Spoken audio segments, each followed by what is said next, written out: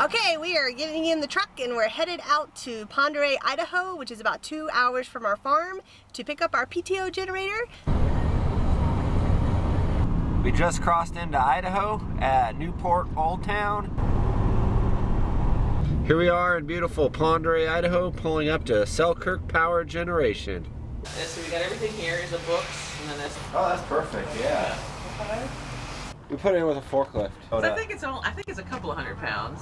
Well, we're all loaded up. We got our brand new PTO generator, and now we're gonna head back to the farm. We have our PTO generator loaded up.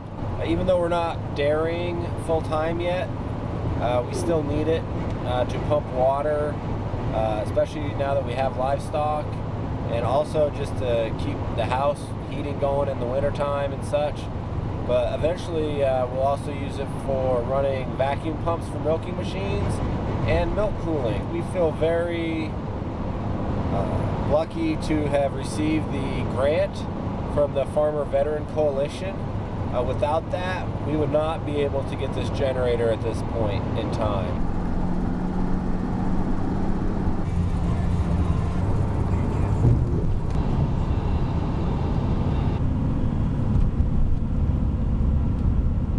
And about 4.5 to 5 hours later, we made it back to the farm. We are now ready to unload our PTO generator, and Stacy, with his mad tractor skills, has managed to get our little platform level with our tailgate.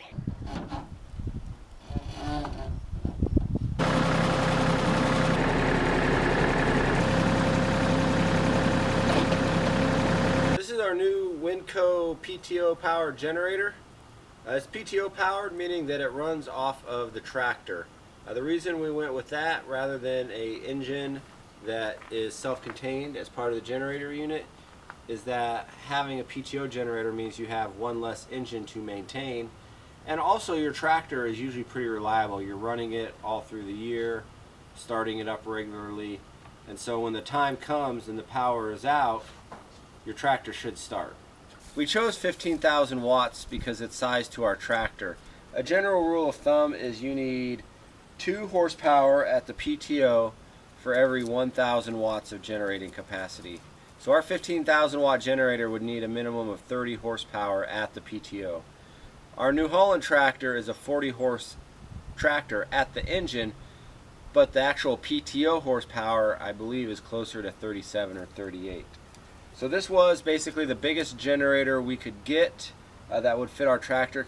So this generator, being 15,000 watts, is not going to power everything on the farm at the same time. But there is plenty of power to be selective.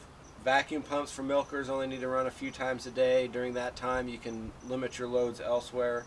Once you get your milk cooled down, you can limit your loads elsewhere. And it's just a matter of just rationing your electrical needs. 15,000 watts will be plenty for us. This particular model of Winco generator had 3 different mounting options. The first option was you could mount this generator directly onto a concrete pad. So it's a very permanent type mounting where you would basically back your tractor up to the area and then hook up from there.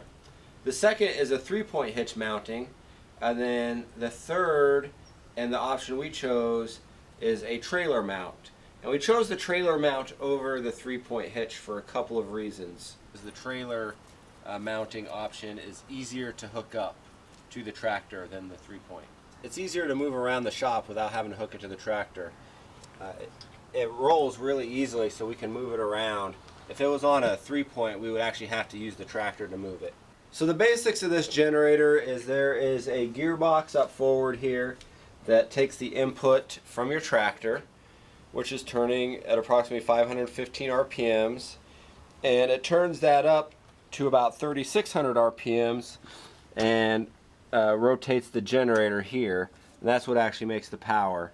Up here you have an electrical control box with a breaker, connection for the ground, and then it has outlets so you can power tools directly off the generator, including a 60 amp outlet, so if you wanted to run a welder. And so it makes it very portable. You can take it anywhere. Today we are going to hook up our little PTO generator for the first time to the tractor to test it out. Stacy is judiciously looking through the instruction manual.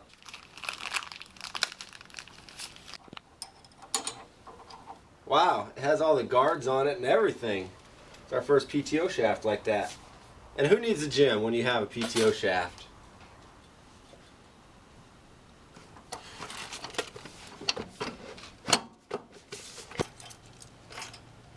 Alright, we're going to start the tractor and engage the PTO. We already have everything hooked up. Then we'll run up our RPMs. We're going to be watching this gauge here.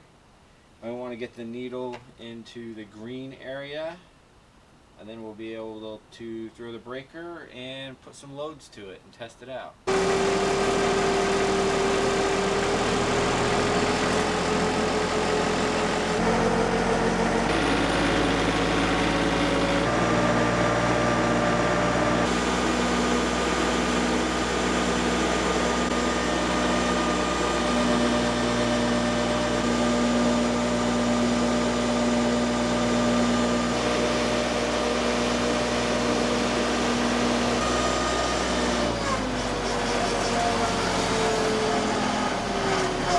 So before I disengaged the PTO, I removed all the loads, and then I idled the tractor back down just so there's a minimum of speed on the PTO shaft when you disengage it.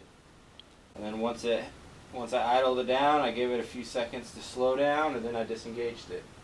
I'm very happy with the generator that we got. We just did a test run, and I was very impressed.